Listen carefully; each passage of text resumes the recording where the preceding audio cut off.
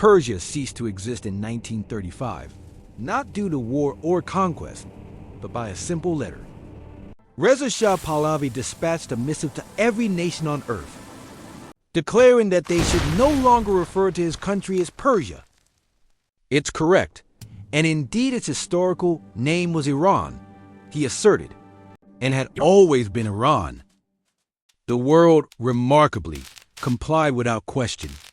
What often goes unexplained, however, is precisely why this seemingly innocuous name change was so much more than a mere shift in nomenclature.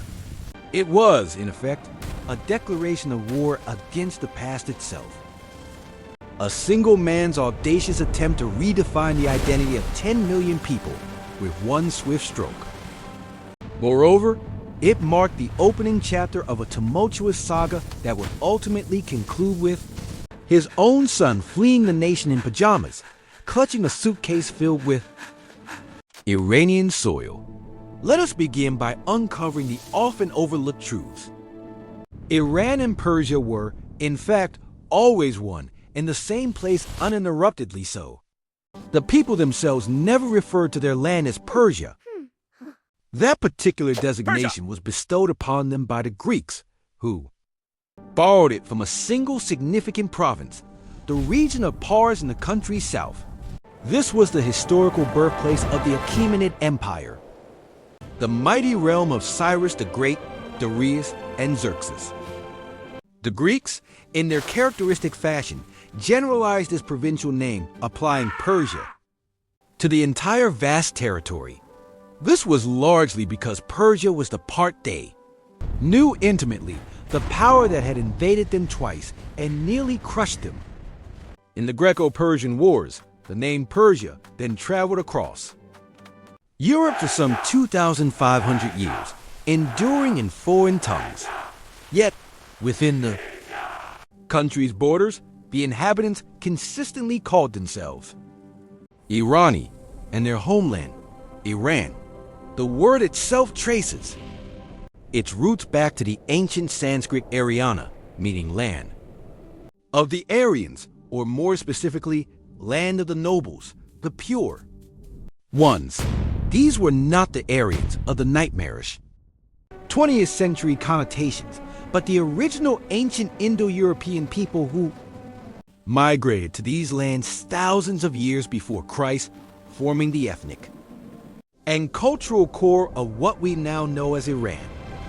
So, from a purely etymological and historical perspective, Reza Shah was technically correct.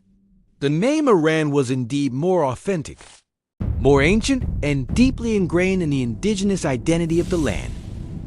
However, the true motivation behind this dramatic change was not philological. It was profoundly political, fiercely ideological, and born from the personal obsession of a man determined to forge his country into something entirely new and radically different. Reza Shah had seized power in 1925 following a military coup. He rose from humble origins, the son of a minor officer, a soldier from his teenage years. Through sheer brutality and unyielding ambition, he ascended to become the army commander, and then without any formal invitation, crowned himself Shahanshah, or King of Kings, the world's oldest imperial title. What he beheld when he looked upon his country in the 1920s filled him with unbridled fury. Iran at the time was a fragmented, weak, and deeply divided territory, splintered among various tribes.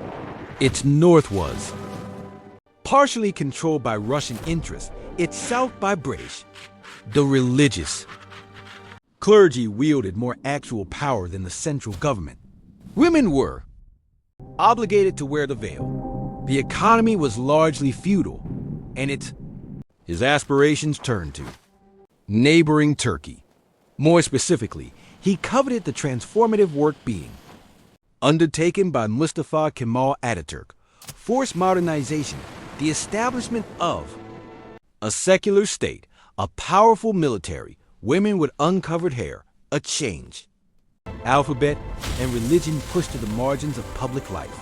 Ataturk had, with what could only be described as a symbolic hammer, taken the shattered remnants of the Ottoman Empire and was molding them into a modern European nation. Reza Shah aspired to achieve precisely the same transformation, and the name change was his inaugural symbolic hammer blow.